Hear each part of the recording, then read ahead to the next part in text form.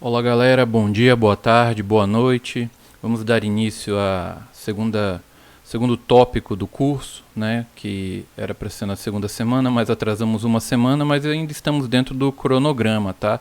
A gente pode estender alguns dias, mas foi preciso devido ao entendimento para que todos os alunos andassem no mesmo compasso. Bom, nesse sentido eu peço compreensão aí desse pequeno atraso.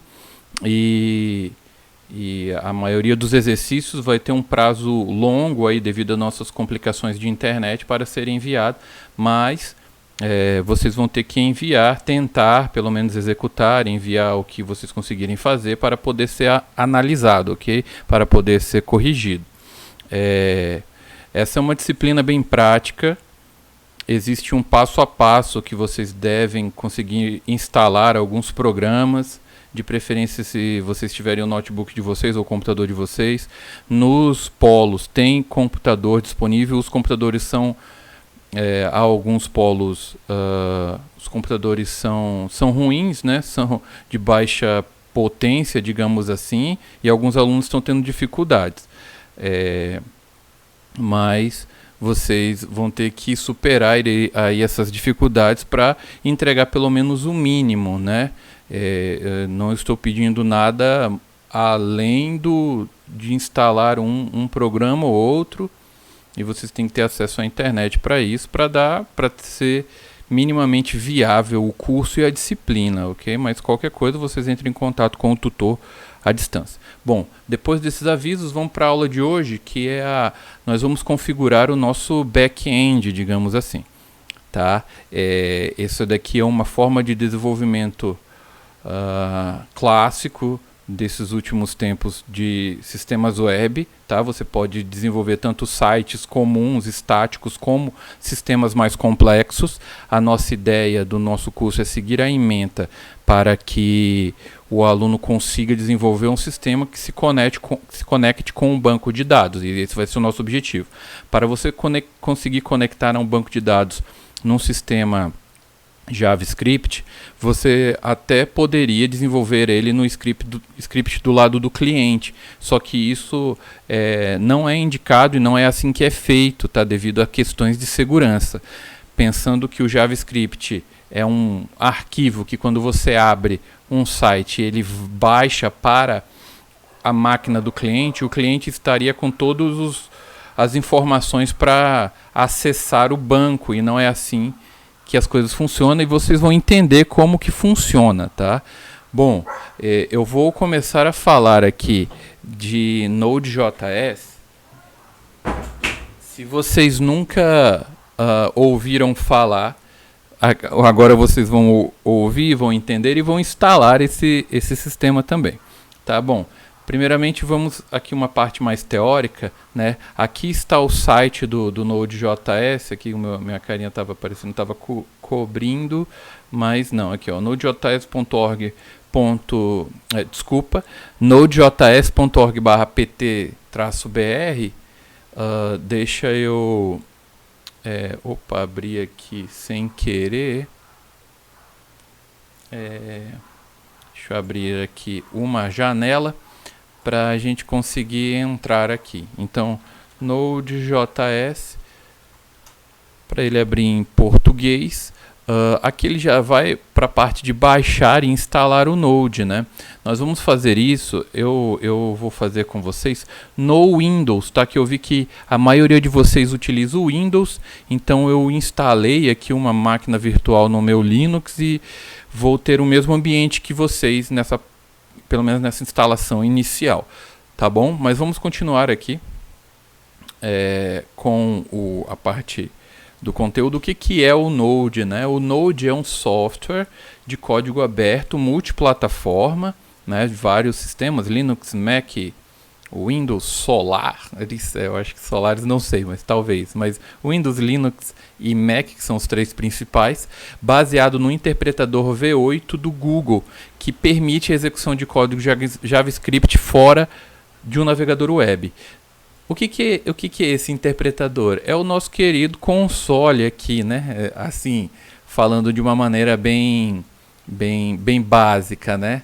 Aqui, em todo o navegador Mozilla, o Chrome, que é esse caso aqui, o Edge ou o Internet Explorer, ele tem um interpretador do JavaScript. O JavaScript é uma linguagem multiparadigma, mas principalmente interpretada funcional e orientada ao objeto, né, digamos assim. Mas ela surgiu como um script para rodar do lado do cliente, do lado do navegador, né? Alguns de vocês podem ter ouvido que você fazia um site HTML, CSS e JavaScript. O HTML é a parte de estrutura, o esqueleto da página. O CSS é a parte de estilo, né? Colocar cor, fundo, toda a parte de maquiagem, digamos assim, da página. E o JavaScript é o que dá vida. Anteriormente ele era utilizado para animar botões, animar e executar formulários. Você implementava uma camada de programação mais do lado do cliente, ou seja, ele não rodava no servidor, você não fazia uma conexão com o servidor, não era necessário. O código JavaScript fazia as coisas, manipulava o DOM, como a gente fez, né? Manipulava a árvore. Aqui, ó, o DOM é esse carinha aqui, né? Manipulava a árvore que monta o nosso site. E era somente para isso. A gente viu alguns exemplos, né, de query selector, find by ID aí. Então, antigamente era somente para isso. Mas a partir de, não vou lembrar exatamente o ano, 2000 e alguma coisa, começo dos anos 2000, essa parte, esse interpretador ele é um código também, ele foi retirado do navegador e levado, encapsulado como um programa à parte para poder ser instalado num servidor, num serviço. E isso deu uma potencialidade muito grande ao JavaScript, deu vida ao JavaScript fora do navegador.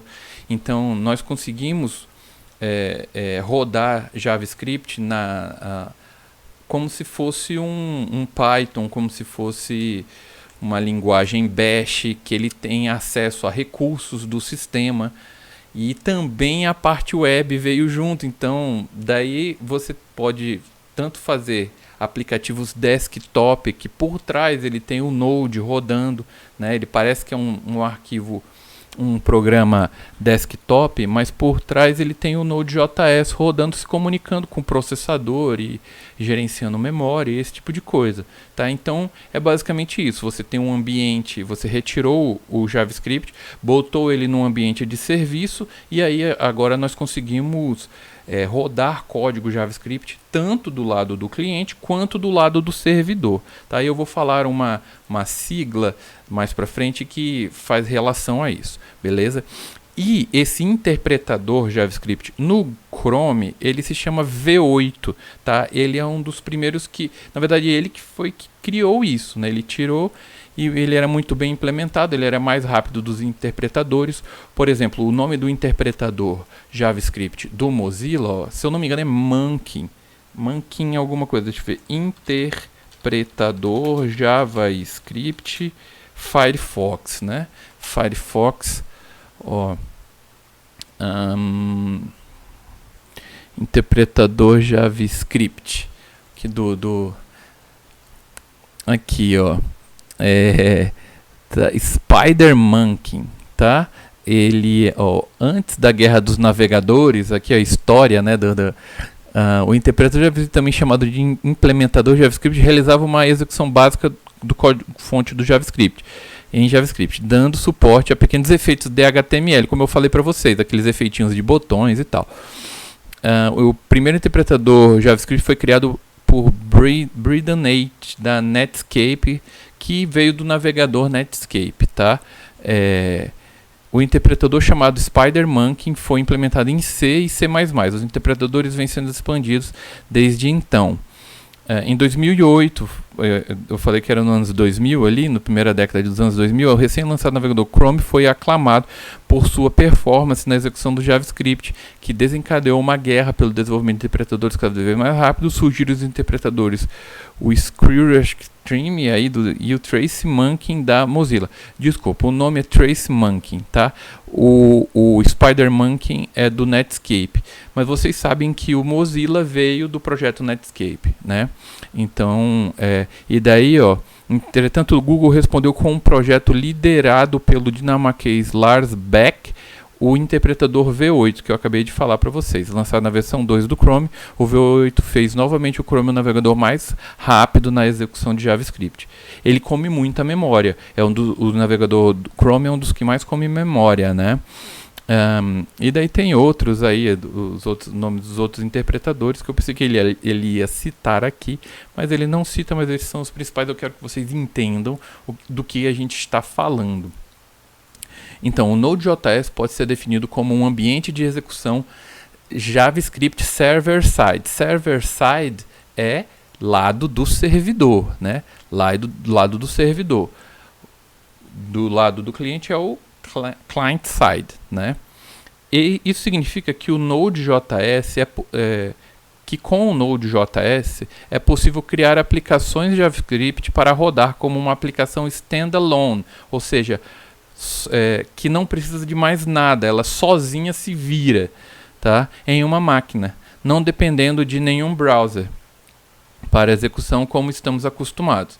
Apesar de recente, que não é tão recente assim, né? Já vai aí mais de 12 anos, 14 anos, né? 2008, é utilizado por grandes empresas no mercado, e a tecnologia como Netflix, Uber e LinkedIn, por exemplo, o Netflix ele é feito em Node.js, né? Uber e LinkedIn são grandes empresas que usam o Node.js. O Node.js em si foi criado por esse cara, né? Típico cara da computação, meio nerd, usa óculos, se veste com uma camiseta simples, né? Ryan Doll, ele é uma das referências em JavaScript, tá? No mundo, ele é muito conhecido. Tem, se eu não me engano, tem livros, né? E até, bastante material que ele criou e baseou aí para estudo de quem o segue, né, e implementa em Node. Se inspirou para criar o Node depois de ver uma barra de progresso de upload de arquivos do Flickr, que é aquela rede social de fotos, né, que surgiu em um tempo. Eu nunca tive o Flickr, mas eu sei do que se trata.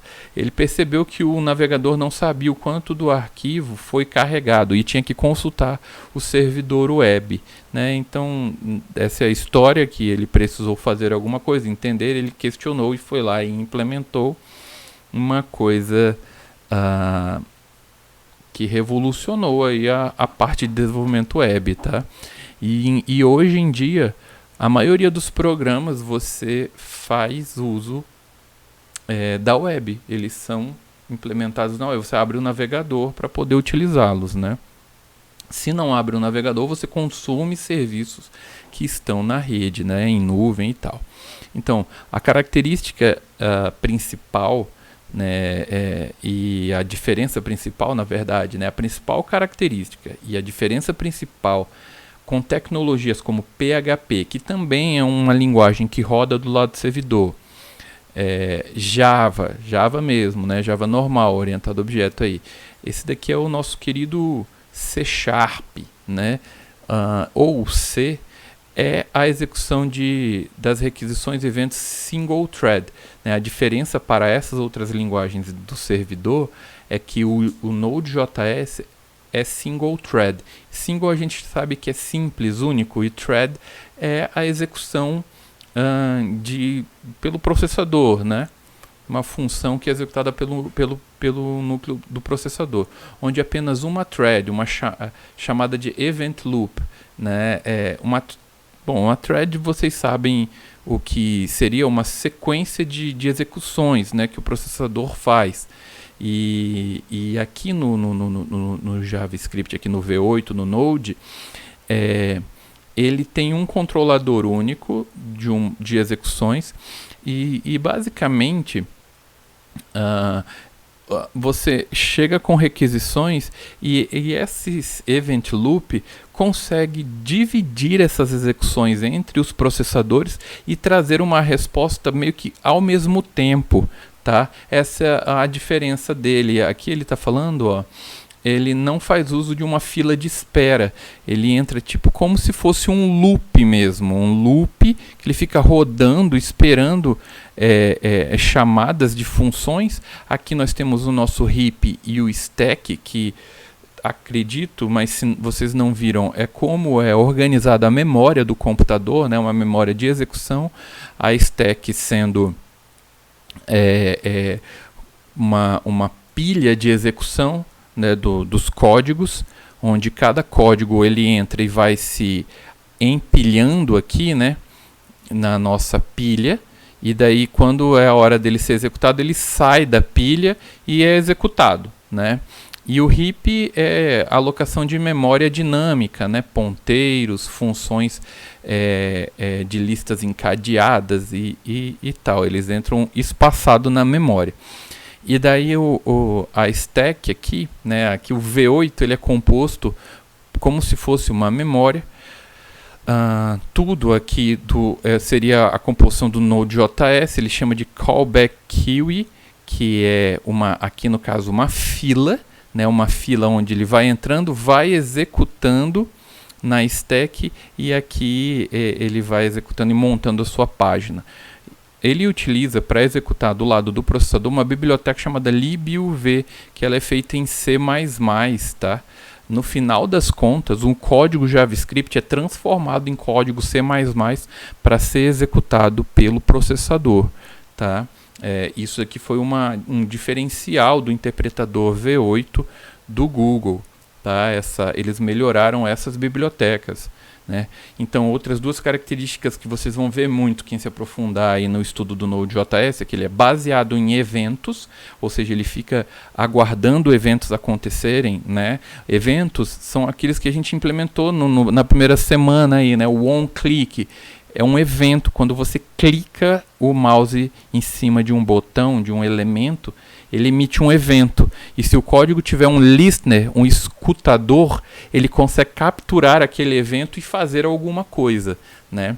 Então o Node.js ele é assim, você fica mandando eventos para ele é um ouvinte, digamos assim. Um escutador é uma palavra, né, estranha, mas é só para vocês entenderem que ele fica, digamos assim, uma palavra bem regional seria curiando, né? Ele fica curiando, vendo se alguém está chamando ele. Se alguém está chamando ele, ele vai lá e executa, tá? Basicamente isso.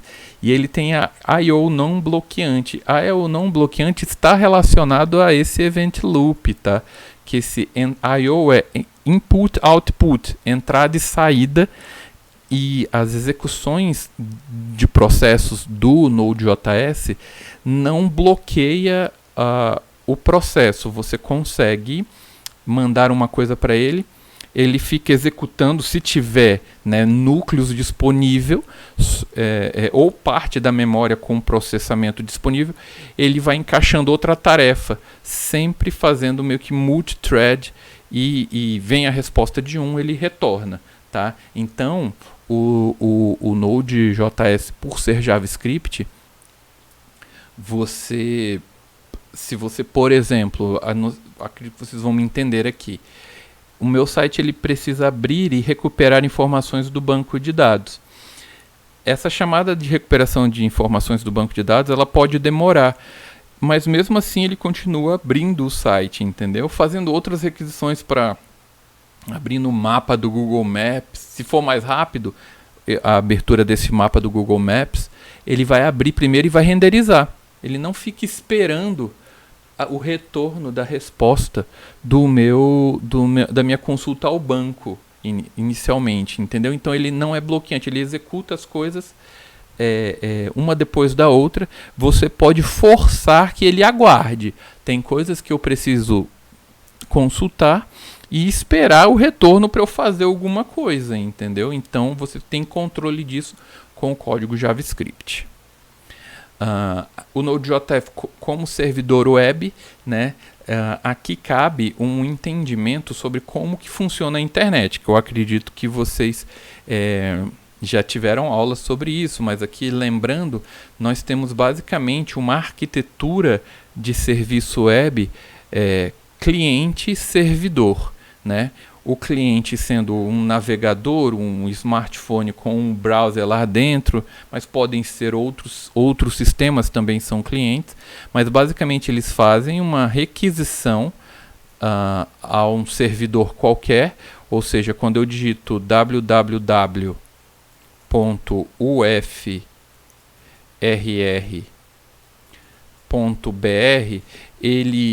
quando eu digito isso no meu navegador, ele starta um conjunto de procedimentos, digamos assim, que ele resolve esse cara. O que é resolver ele? Ele encontra ele transforma isso daqui num IP, né? No caso não um 92 que é um IP local, mas um IP 203 normalmente, algum número aqui, e ele encontra essa máquina na internet, né, na grande rede mundial de computadores. Ele usa um serviço chamado DNS, que é Domain Name Server, né, que ele traduz esse endereço de letras aqui para um IP válido. O IP normalmente é um servidor, e é isso que ele está falando, é um servidor web normalmente, aqui nesse exemplo que a gente está dando. Aí ele encontra esse IP, ele retorna o site para mim. Ele retorna um arquivo ou vários, né, que é o retorno dessa solicitação. Então, uma é a requisição, o outro é o response, é a resposta. Tá? A gente pode ver isso daqui, ó, na prática aqui. Eu vou até habilitar aqui a parte do network, rede aqui, e vou limpar aqui e vou entrar no site da UFRR, www.ufrr.br. Vou dar um Enter, ó, deu retornou. Esse é o site atual da UFRR. Olha aqui o primeiro retorno, né? Aqui a gente consegue ter uma informação. Olha aqui o endereço remoto que eu falei, 200.139.1748, é o endereço da máquina, né, do computador, do servidor que encontra-se esse site. E esse aqui foi o retorno, tá? Ele retornou várias coisas. Ele retornou um arquivo CSS. Esse daqui né, o retorno do cabeçalho mesmo geral, aqui dos cabeçalhos, a página em si. Aqui o arquivo JavaScript, aqui jQuery, basicamente, e várias outras coisas, né? É um site pesado aqui que carrega várias coisas, imagens. Então, é isso, né? O que a gente vai fazer é esse servidor, tá? É esse servidor aqui. Aí. Então, quando por isso que o servidor, ele está em Node.js, PHP, Java, tem outras linguagens. Aqui na parte do cliente, React.js, Angular, isso são frameworks de desenvolvimento front-end que nós falamos, da parte do cliente. Mas você pode ter somente HTML e CSS, tá? Não precisa de um framework, mas e aí o servidor, ele se comunica bidirecionalmente, digamos assim, fazendo também requisições. Se houver um banco de dados configurado, ele reconsulta o banco de dados, um MySQL, um Postgre, um MongoDB, que é um banco de dados não relacional, né? E monta a resposta e devolve aqui a página montada. E essas requisições não são feitas somente quando você digita entra no site inicialmente. O próprio site pode ter partes dele que busca com requisições e retorna somente partes do site sendo atualizada, tá? E daí isso tem-se um nome, né? Que eu deixei como tarefa lá para o final, mas seria SSR, está relacionado a isso, SPA, tá? Single Page Application, e aí outras siglas também. Então, só para consolidar bem esse conteúdo aqui, Node.js, também aqui o título, né? Mas aqui vamos seguir os números, seriam os passos de execução. Eu tenho meu browser, o meu navegador.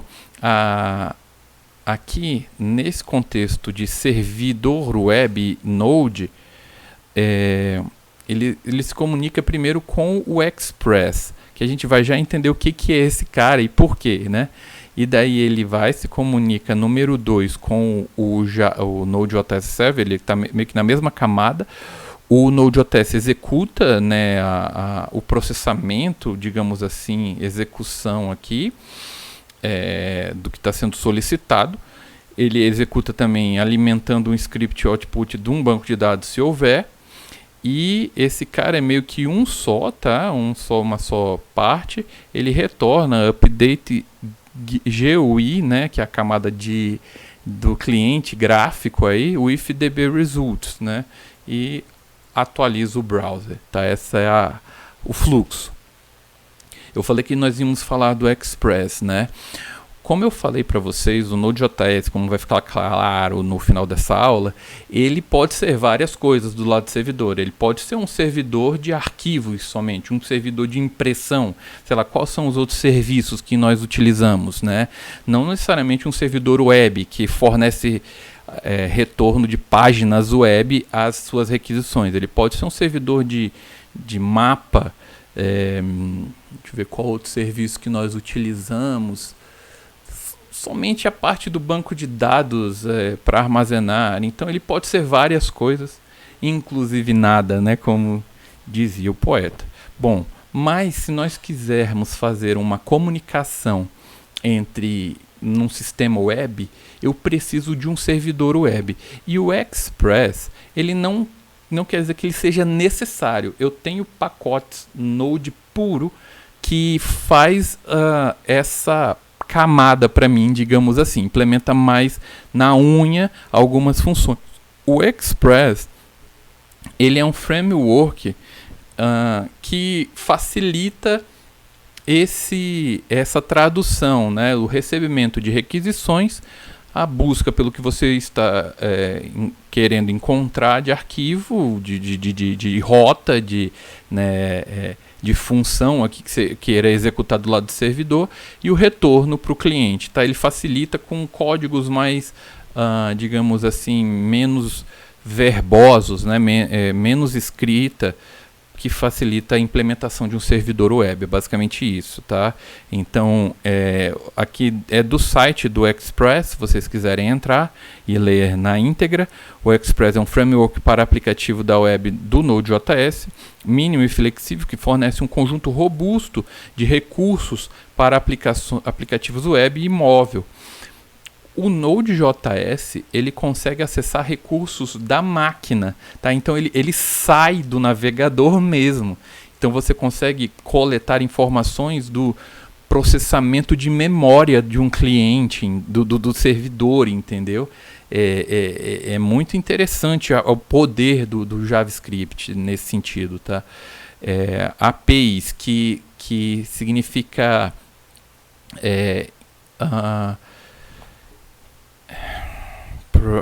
caramba, eu esqueci o que é o A. Programming Interface. Eu esqueci o que é a sigla A, né? A gente fica falando tanto. API Application Programming Interface, tá? Eu lembrei só do P e do I, mas acontece, né? Interface de programação de aplicação. Só para vocês entenderem, a API é como se fosse assim, a camada onde recebe as requisições do cliente. Seria, fazendo uma analogia, quando você vai, sei lá, num consultório do dentista, ou num consultório que tem mais de um dentista, né? Você chega lá na secretária, né, na recepção, e fala, onde está o dentista fulano de tal? Ele fala, não, tá lá na porta tal, tá aqui, né, tá na agenda, tá, então pode ir lá, na porta 2 da salinha, é o consultório dele. Aí você vai. Esse cara que recebe essa requisição, ele né, a interface com o cliente, né, com o usuário, digamos assim, e ele é a primeira camada que você... E ele que dá, digamos, fornece o nome do serviço e tal. Tá? Então, o desempenho Express fornece uma camada fina de recursos fundamentais para aplicativos da web, sem obscurecer os recursos do Node.js, que você conhece e ama, né? Aqui ele tem uma pegada meio propaganda aqui, tá? E aqui eu coloquei do NPM, que está relacionado ao Node, que é o Node Package Manager, que, como eu falei para vocês, o Node ele trabalha com várias bibliotecas que dão robustez a ele, e é o que você quer fazer, né? Eu quero converter uma página em PDF. Tem um módulo que você chama uma função, você instala esse módulo, chama uma função lá de dentro e ele faz essa conversão em PDF para você, tá? E outras aplicações. O uso do Node.js não está limitado, né? Não se limita apenas à construção de aplicativos web, mas também à implementação de vários tipos de serviços. Microserviços, que é uma forma de desenvolvimento do lado do back-end, né, do servidor. E aqui eu falei back-end, já falei front-end, mas vocês sabem o que é isso, né? A gente fica ouvindo muito essas palavrinhas, quem é da área aí de computação, e vocês são também, e podem ficar um pouco na dúvida, mas é bem simples, né? Basicamente, o back-end é a parte do servidor, que é o que a gente vai fazer. O front-end é a parte do serviço na camada de usuário, que vai aparecer pro cliente, ali, o site em si, o sistema web, tá? E esses dois se comunicam. Quem domina tanto o back-end como o front-end é chamado de full stack, ou seja, ele domina toda eu acho que stack, eu acho que não tem esse C, hein? Full stack, não tem esse, tá? Ele domina tudo, mas isso é quase uma lenda, tá? Na prática, você se especializa em uma área ou outra. Tá? Só se você tiver uma empresa que você é sozinho para fazer tudo, né? Mas em empresas de desenvolvimento essas funções são separadas para ganhar um serviço mais eficiente. Back-end servidores, script de automação, você pode rodar scripts para automatizar alguma tarefa do teu sistema, do teu servidor, e front-ends também, ou seja, JavaScript em tudo, tá? É uma dessas stacks. E aí eu coloquei, eu não atualizei, mas é a tarefinha que eu vou passar para vocês procurarem algumas siglas, tá? Na versão final vai ter. Aí, como eu falei, a gente vai já terminar essa aula, vamos só instalar o Node.js e na próxima aula a gente começa a implementar alguma coisa. Então, para não ficar tão longa essa aula, que já está muito longa, eu instalei o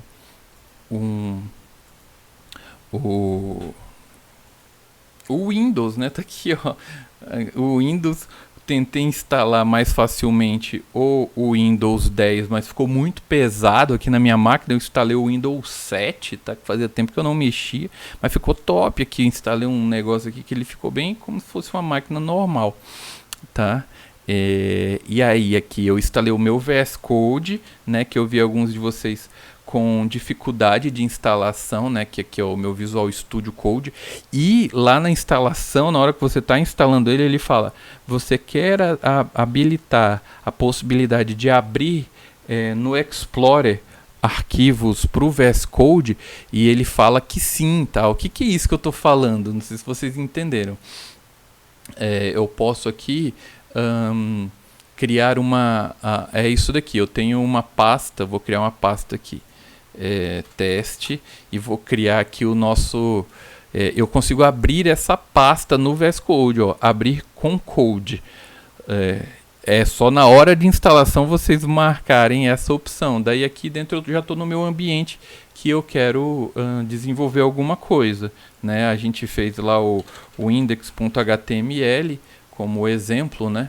Como exemplo, index.html, e eita, eu não fiz os testes anteriormente, hein? File que está demorando um pouco, mas também tem dois sistemas rodando e tá. Deixa eu aumentar aqui a tela aqui para ficar melhor para vocês verem. E aqui é porque eu fiz uma sincronização com o meu Node e ele está fazendo uns ajustes, tá? E só um exemplo, ó, mas ele tá tudinho aqui. tá? Igualzinho lá como a gente fez, beleza? Então vou salvar só como exemplo, vou fechar aqui, o que a gente vai fazer, eu vou deixar esse teste aqui de background aqui, vou abrir a página do Node.js aqui e instalar ele com vocês.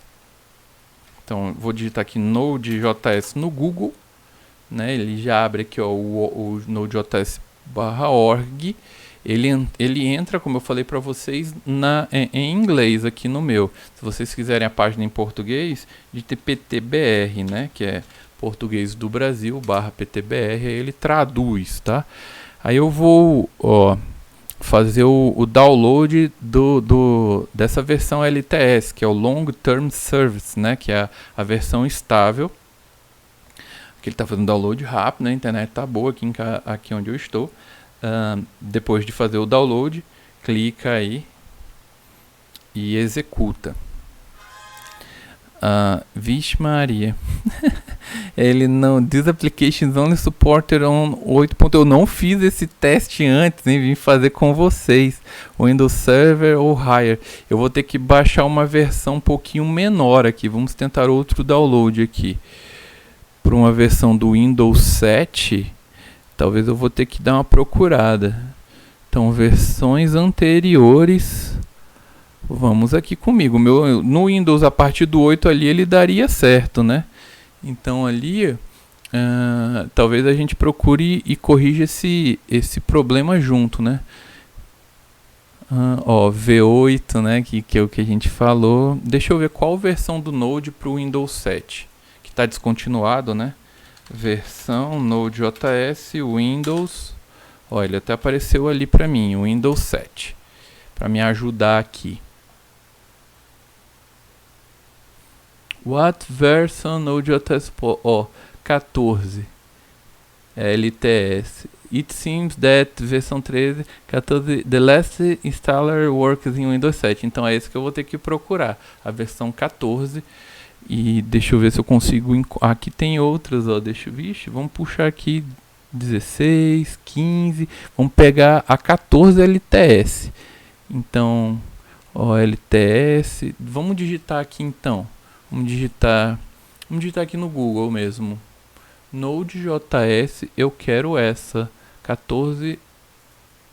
Node.js 14. Isso só para o Windows 7. Quem tiver no Linux, instala aí no Linux, se vira aí, tá? Ó, aqui. Beleza, agora aqui eu acho que eu vou conseguir instalar, hein? Windows, o meu é 64 bits installer.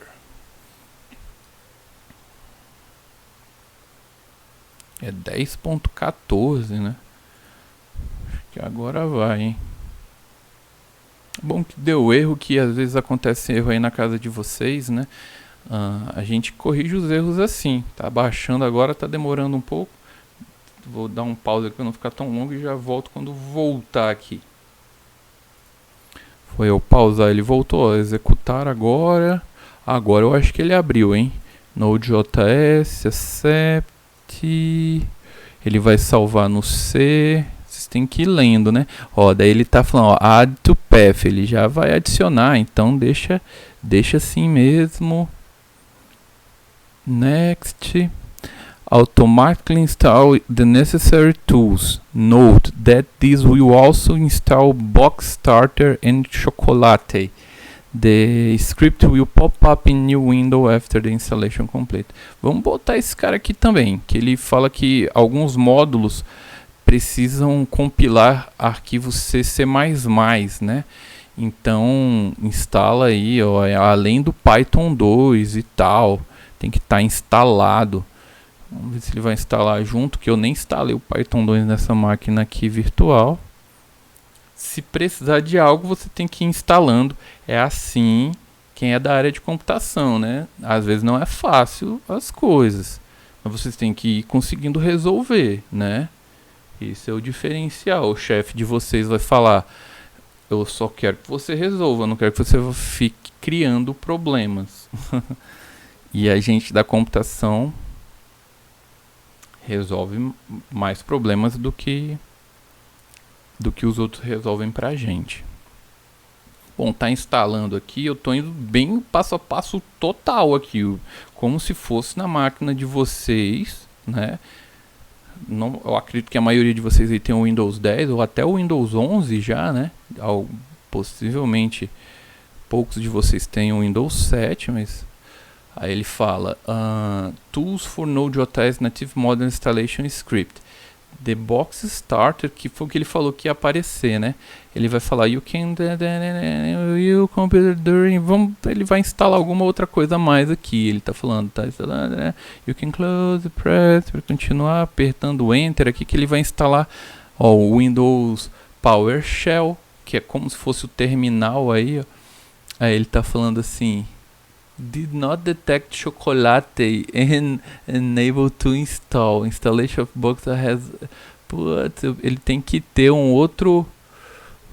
Ele tem que.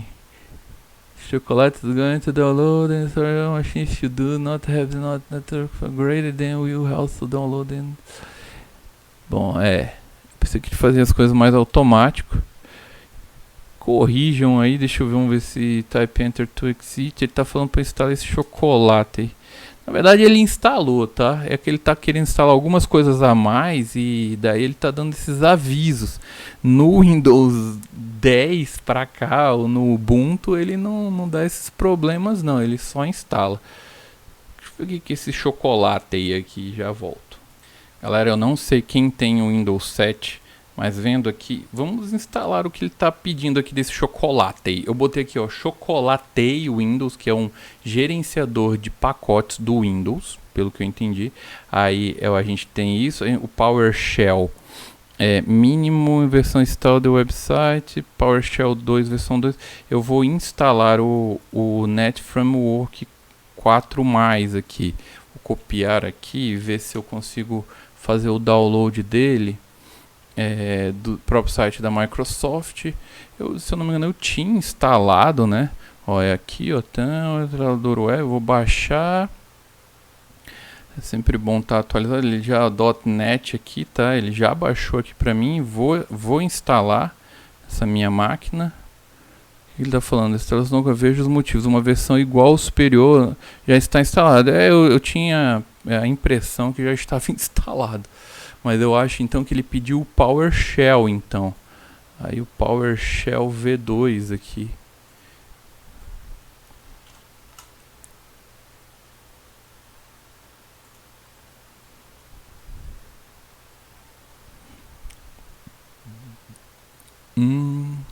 Rapaz, o Windows 7 tá ruim pra instalar nele. É bom atualizar logo pro 10, hein?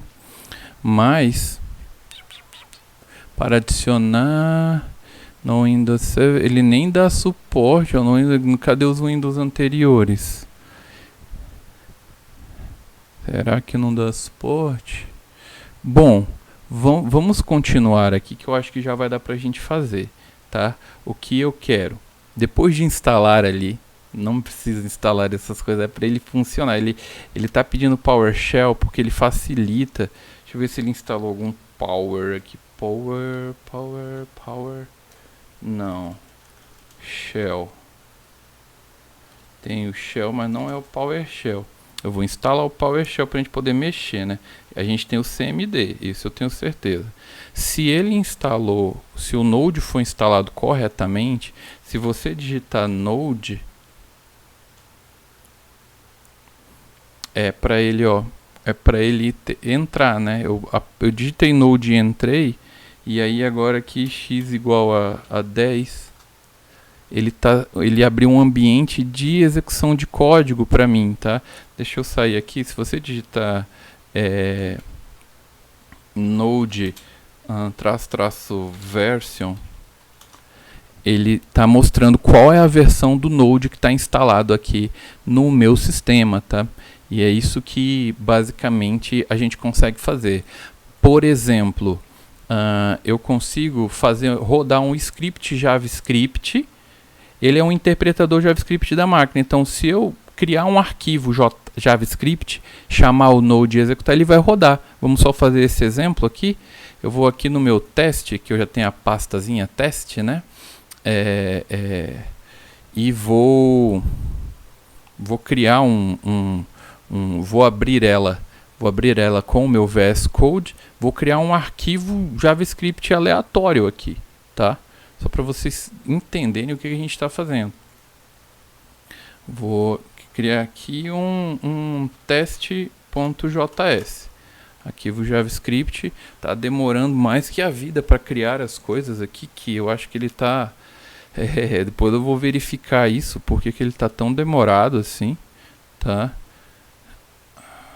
Caramba, que eu acho que ele tá, sei lá, fazendo backup, integrando as coisas. Mas aí eu vou fazer um hello world, né? Como que é o nosso print do JavaScript? Console.log hello world. Aí botar até um ponto e vírgula aqui. Salvei o teste JS, tá? Aí eu vou fechar aqui para vocês verem que não tem nada. Aí como que eu acesso pelo prompt aqui aquele arquivo ali? Ó, eu posso fazer assim. Deixa eu ver se aqui no meu Windows vai fazer, se de vocês vai fazer também. Eu entrei na pasta, cliquei com o botão direito, ó, aqui ele em tese teria que ter, mas ele não tem, né? Quando eu instalar o PowerShell ele vai aparecer. A gente abre aqui o CMD do jeito bem classicão aqui, tá? O prompt de comando. Eu consigo, onde que está esse endereço aqui, ó? Eu consigo pegar o endereço c2.user desktop, copiar, e aí eu entro novamente no meu CMD e eu boto aqui cd e colo aqui, botão direito, colar. Ele não vai funcionar o Ctrl V. Aí aqui eu aperto Enter, ó, eu tô agora nessa pasta aqui. Se eu der um dir, ele lista para mim, ó. Olha aqui, ó, index.html e o teste.js. Esses outros dois são outras coisas. O ponto, dois pontos são outras coisas. Mas ele tem dois arquivos. Aí se eu chamar o Node e digitar teste.js e dar Enter, olha aqui o que ele executou. Ele executou como se fosse um compilador, um interpretador Python, um compilador C, né? Ele executou esse arquivo. Então ele executa scripts. Ele poderia fazer qualquer outra coisa aqui, tá? Então nosso Node está rodando. Façam esse teste. Ficou um pouco confuso? A vida é assim. Entendam, revejam o vídeo e até a próxima aula. Beleza? Até mais.